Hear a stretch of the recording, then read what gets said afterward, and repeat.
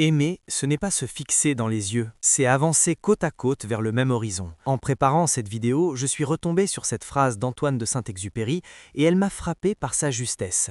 Elle rappelle que l'amour véritable ne se limite pas à l'admiration réciproque, mais qu'il se construit dans un projet commun.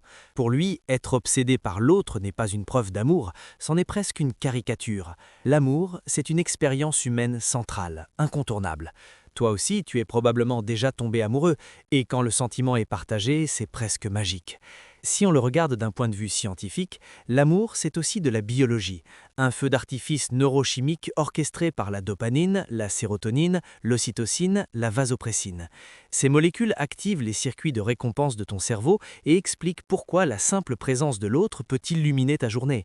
Elles créent l'attachement, parfois même une forme de dépendance. Bien sûr, il y a aussi la psychologie, l'histoire personnelle, le contexte social, mais cette base biologique explique pourquoi, au début, tout semble si intense. Au commencement d'une relation, tout est vibrant. Ton cerveau secrète son cocktail magique à chaque message, à chaque rendez-vous. Savoir que tu vas voir l'autre suffit à te mettre de bonne humeur. Puis, le temps passe, vous accumulez des souvenirs, vous construisez quelque chose. Mais l'être humain s'adapte. On appelle ça l'adaptation hédonique. Comme pour un nouveau téléphone ou le job de tes rêves, l'excitation finit par redescendre. Dans l'amour, on parle souvent du cap des 3 ans, ce moment où l'intensité chimique diminue. Certains commencent alors à douter. Je ne ressens plus comme avant, est-ce normal? En réalité, c'est souvent là que tout commence vraiment. Quand la brume hormonale se dissipe, tu vois plus clairement.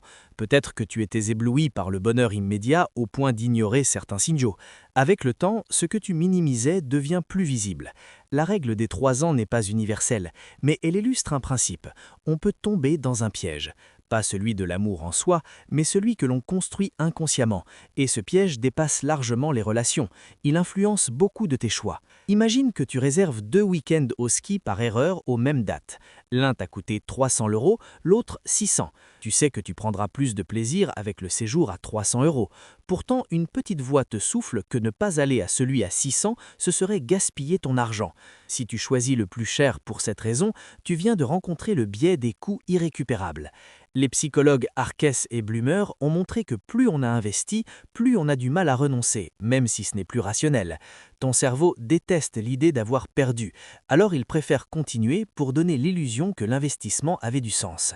Mais que tu ailles à l'un ou à l'autre, l'argent est déjà pensé, il n'y a rien à récupérer. Ce biais est partout. Au restaurant, tu termines ton assiette alors que tu n'as plus faim, parce que tu l'as payé. Pourtant, que tu manges ou non, l'addition reste la même. Et en amour, c'est pareil.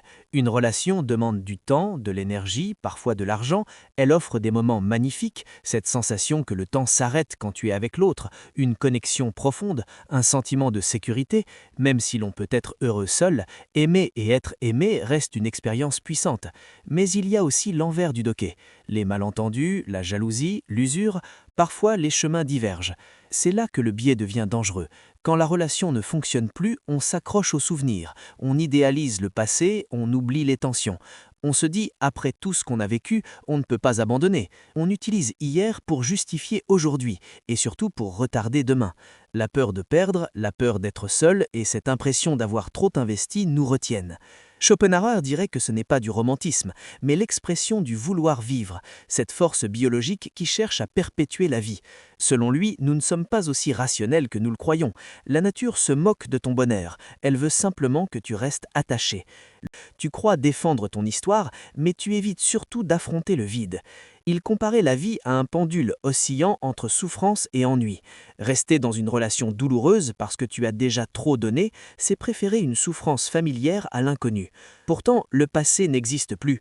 Ce que tu appelles investissement peut devenir une entrave si tu refuses de regarder la réalité en face.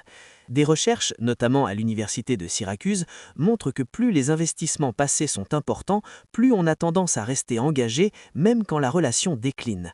Le cerveau valorise ce qui a été vécu au détriment de ce qui pourrait être vécu. Alors, comment éviter ce piège? Déjà en prenant conscience. Mais cela ne suffit pas toujours.